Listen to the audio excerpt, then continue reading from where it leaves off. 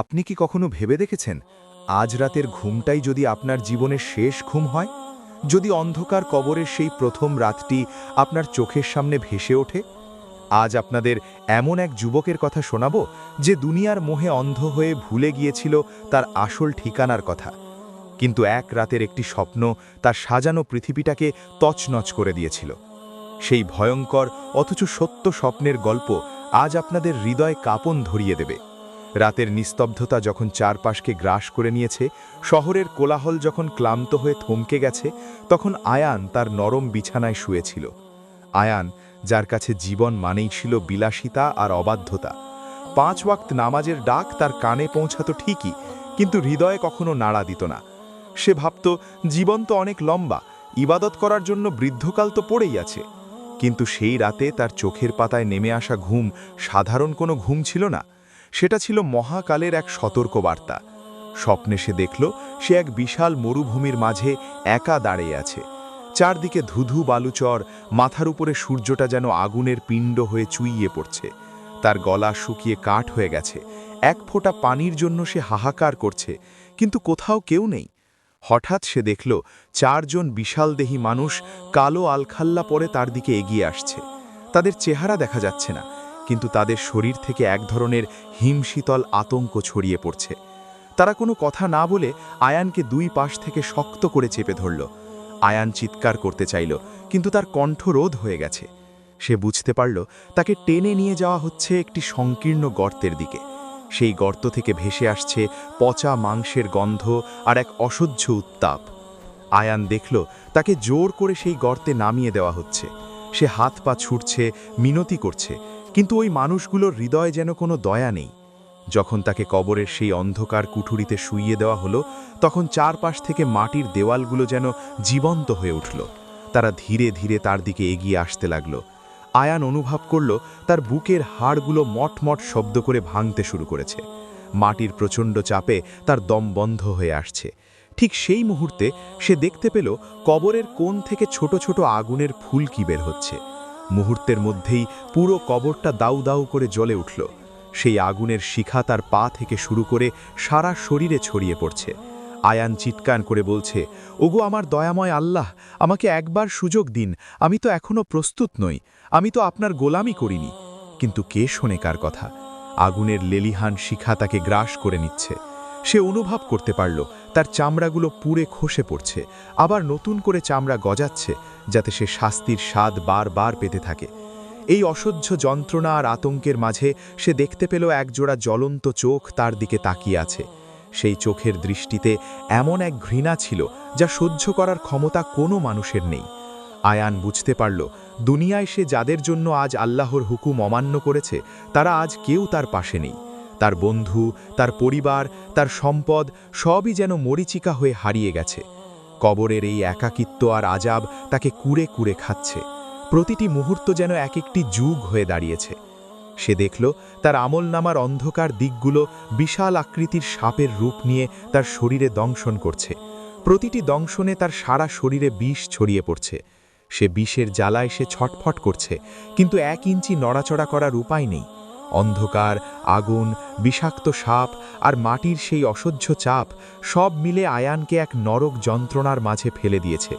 সে বারবার বলছে, আমাকে ফিরিয়ে নাও দুনিয়াতে, আমি সব ঠিক করে দেব, আমি আর কোনোদিন নামাজ ছাড়ব না, আমি আর কারো মনে কষ্ট দেব না। কিন্তু ওপর থেকে এক বজ্র কণ্ঠ যেন ভেসে আসলো, সময় শেষ হয়ে গেছে হে হতভাগ্য যুবক, তুমি তো সতর্ককারীদের কথা শোনোনি, তুমি তো আল্লাহর দেওয়া নেয়ামত নিয়ে তারই অবাধ্যতা করেছ, এখন তোমার জন্য কেবল এই আজাবই পাও না। আয়ানের কান্না আর হাহাকারে কবরের মাটি যেন আরও কঠোর হয়ে গেল। সে দেখল তার চোখের সামনে তার সেই প্রিয় দুনিয়াটা ঝাপসা হয়ে যাচ্ছে, আর চিরস্থায়ী শাস্তির দুয়ারগুলো এক এক করে খুলে যাচ্ছে। তার প্রতিটি নিঃশ্বাস এখন আগুনের গোলার মতো তপ্ত। সে যেন এক অন্তহীন যন্ত্রণার সাগরে হাবুডুবু খাচ্ছে, যেখান থেকে মুক্তির কোনো পথ নেই। সেই অন্তহীন যন্ত্রণার মাঝে আয়ান অনুভব করল তার চিৎকারগুলো যেন দেয়ালে ধাক্কা খেয়ে বারবার তার কাছেই ফিরে আসছে। কেউ নেই শোনার মতো, কেউ নেই এক ফোঁটা পানি দেওয়ার মতো। ঠিক সেই মুহূর্তে সে দেখতে পেল কবরের সেই কুচকুচে কালো অন্ধকারের বুক চিরে এক বিশাল আকৃতির ছায়া তার দিকে এগিয়ে আসছে।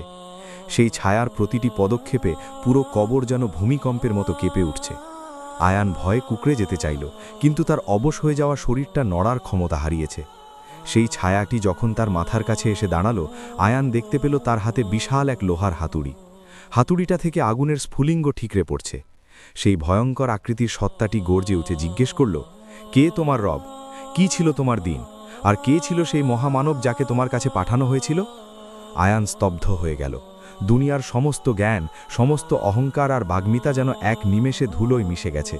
তার ঠোঁট কাঁপছে, কিন্তু কোনো উত্তর আসছে না। সে তো কোনোদিন আল্লাহর হুকুমে মাথা নত করেনি। সে তো কোনোদিন রসুলের সুন্নাকে নিজের জীবনে ধারণ করেনি। তার মস্তিষ্ক জানে উত্তর কি, কিন্তু তার পাপিষ্ঠ জবান যেন পাথর হয়ে গেছে। জবাব দিতে না পারায় সেই লোহার হাতুড়ি দিয়ে সজোরে আঘাত করা হলো আয়ানের মাথায়। এক নিমেষে তার মাথা চূর্ণ বিচূর্ণ হয়ে মাটির সাথে মিশে গেল। এক অবর্ণনীয় ব্যথায় তার আত্মাটা যেন হাজার টুকরো হয়ে গেল। কিন্তু মরণ তো সেখানে নেই। পরক্ষণেই আবার তার শরীর আগের মতো হয়ে গেল, যাতে সে আবারও সেই একই যন্ত্রণার স্বাদ নিতে পারে।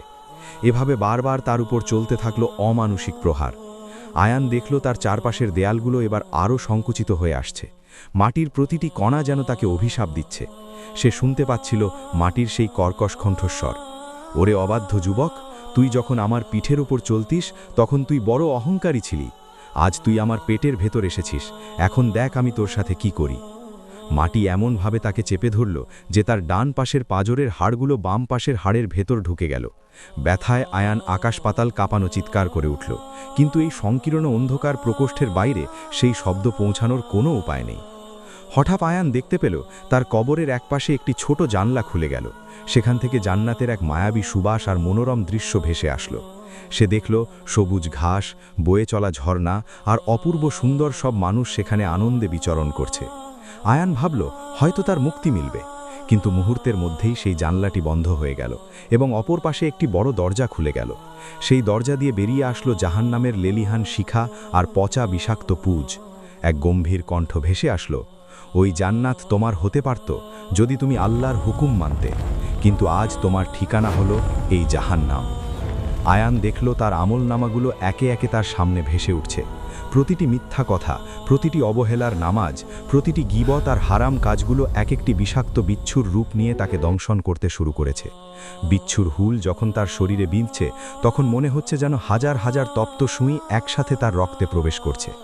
সে দেখল তার সেই বন্ধুগুলো, যাদের সাথে সে রাতভর পাপের আড্ডায় মেতে থাকত, তারা আজ সবাই তাকে ছেড়ে পালিয়েছে। এমনকি তারা তার এই যন্ত্রণায় কোনো সমবেদনাও জানাচ্ছে না। আয়ান তার দুই হাত দিয়ে নিজের মুখ আঁচড়াতে লাগল, নিজের মাংস নিজেই কামড়ে ছিঁড়তে লাগল যন্ত্রণায়। কবরের অন্ধকারটা যেন দিনকে দিন আরও গাঢ় হচ্ছে। সময়ের কোনো হিসেব নেই এখানে, প্রতিটি পলক যেন অনন্তকাল। আয়ান অনুভব করল তার পায়ের দিক থেকে পচন শুরু হয়েছে। পচা মাংসের দুর্গন্ধে তার নিজেরই দম আটকে আসছে। হাজার হাজার পোকা তার চোখের কোটর থেকে বের হয়ে সারা শরীরে ছড়িয়ে পড়ছে।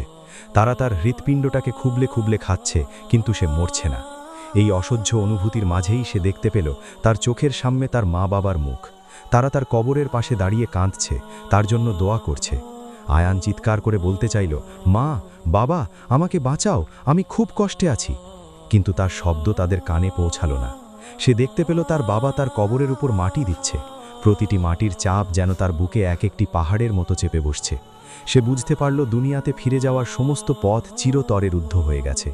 এখন শুধু অপেক্ষা সেই মহাপ্রলয়ের, যেদিন তাকে আবারও পুনরুত্থিত করা হবে চূড়ান্ত বিচারের জন্য। কবরের এই নিঃসঙ্গতা তাকে গ্রাস করে নিল। সে ভাবল কত বড় ভুল সে করেছে, কত সস্তা মোহে সে তার অমূল্য আখেরাতকে বিক্রি করে দিয়েছে। এখন এই বিষাক্ত অন্ধকার আর আগুনের দরিয়াই তার একমাত্র সঙ্গী। তার চোখের পানি এখন রক্তে হয়ে ঝরছে, কিন্তু সেই রক্তিমশ্রুও তার শরীরের আগুন নেভাতে পারছে না। প্রতিটি নিঃশ্বাসে সে শুধু আক্ষেপ করছে আর বলছে, হায়, আমি যদি মাটি হতাম, আমি যদি কোনোদিন জন্মগ্রহণ না করতাম। আয়ানের শরীরের প্রতিটি কোষে যখন যন্ত্রণা আর আগুন জ্বলছে, তখনই হঠাৎ সেই আগুনের লেলিহান শিখাগুলো নিভে যেতে শুরু করল। চারদিকের বিষাক্ত সাপ আর বিচ্ছুগুলো অন্ধকারের গভীরে মিলিয়ে গেল। কবরটা হঠাৎ এক অলৌকিক নিস্তব্ধতায় ডুবে গেল। আয়ান ভাবল হয়তো তার আযাব শেষ হয়েছে, কিন্তু সেই নিস্তব্ধতা ছিল আরও ভয়াবহ। কবরের এক কোণ থেকে এক বিকট শব্দে মাটি ফেটে গেল এবং সেখান থেকে এক বিভৎস আকৃতির কুৎসিত চেহারার একজন লোক বেরিয়ে আসলো। তার শরীর থেকে পচা নাড়িভুড়ির তীব্র দুর্গন্ধ বের হচ্ছে, যা সহ্য করার ক্ষমতা কোনো মানুষের নেই। আয়ান নাক চেপে ধরে আর্তনাদ করে উঠল, কে তুমি? কেন আমার কাছে এসেছ? সেই বিভৎস লোকটা পৈশাচিক হাসি হেসে উত্তর দিল, আয়ান, আমাকে চিনতে পারছো না? আমি তোমার সেই সব গুনাহ যা তুমি দুনিয়াতে খুব আনন্দ নিয়ে করতে। আমি তোমার সেই নামাজ না পড়া, আমি তোমার সেই মিথ্যা বলা আর হারাম পথে চলা। তুমি আমাকেই লালন পালন করেছ। আজ আমি তোমার সঙ্গী হয়ে কবরে এসেছি। হাসরের ময়দান পর্যন্ত আমি তোমার সাথে এভাবেই থাকব। আয়ান ঘৃণায় আর আতঙ্কে চোখ বন্ধ করে ফেলল, কিন্তু সেই দুর্গন্ধ আর বিভৎস চেহারাটা তার অস্তিত্বকে কুরে কুরে খেতে লাগল। যন্ত্রণার এই চরম পর্যায়ে আয়ান অনুভব করল তার গলার ভেতর থেকে এক বুক ফাটা আর্তনাদ বেরিয়ে আসছে।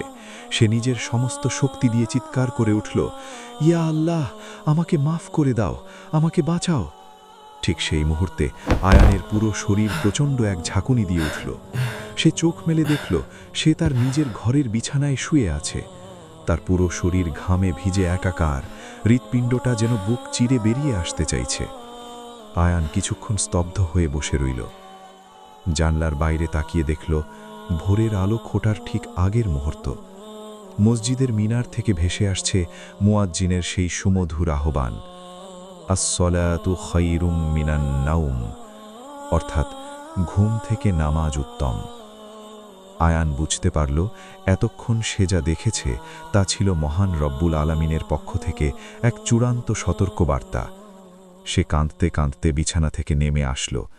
তার পা কাঁপছে, কিন্তু তার মনে এখন এক অদ্ভুত ব্যাকুলতা। সে অজু করল, জীবনের প্রতিটি পাপের জন্য সিজদায় লুটিয়ে পড়ে কান্নায় ভেঙে পড়ল। সে অনুভব করল আল্লাহ তাকে আরও একবার সুযোগ দিয়েছেন নিজেকে শুধরে নেওয়ার। প্রিয় ভাই ও বোনেরা, আয়ানের এই স্বপ্ন আজ হয়তো আপনার বা আমার জীবনের গল্প হতে পারত। আমরা কি কখনো ভেবেছি এই যে আমরা দুনিয়ার মোহে পড়ে নামাজ কাজা করছি, মানুষের মনে কষ্ট দিচ্ছি, হারামের পেছনে ছুটছি, যদি আজ রাতেই আমাদের ডাক চলে আসে, তবে ওই অন্ধকার কবরে আমাদের কি অবস্থা হবে? সেই নিভৃত কুঠুরিতে মা নেই, বাবা নেই, প্রিয়তমা স্ত্রী বা সন্তান নেই। সেখানে কেবল আপনি আর আপনার আমল। ওগো আমার দয়াময় আল্লাহ, আপনি তো গাফুরুর রহিম, আমাদের ওই কবরের আযাব থেকে রক্ষা করুন। আমরা তো বড় গুনাহগার, আমাদের তওবা কবুল করুন মালিক। কান্না ভেজা স্বরে, হে আল্লাহ, কত রাত আমরা আপনার অবাধ্যতায় কাটিয়েছি, কতবার আপনার ডাককে উপেক্ষা করেছি, কিন্তু আপনি আমাদের এখনও বাঁচিয়ে রেখেছেন শুধু তওবার সুযোগ দেওয়ার জন্য। মৌত আসার আগে আমাদের সিজদা বনত হওয়ার তৌফিক দিন। হে আল্লাহ, কবরের সেই ভয়াবহ অন্ধকার, সেই আগুনের লেলিহান শিখা আর মাটির সেই অসহ্য চাপ সহ্য করার ক্ষমতা আমাদের নেই। আমাদের কবরকে জান্নাতের বাগান বানিয়ে দিন। আমাদের শেষ নিঃশ্বাস যেন আপনার নামের উপর হয়। ওগো দয়াময়, আমাদের উপর রহম করুন, আমাদের ক্ষমা করে দিন। আমিন সুম্মা আমিন।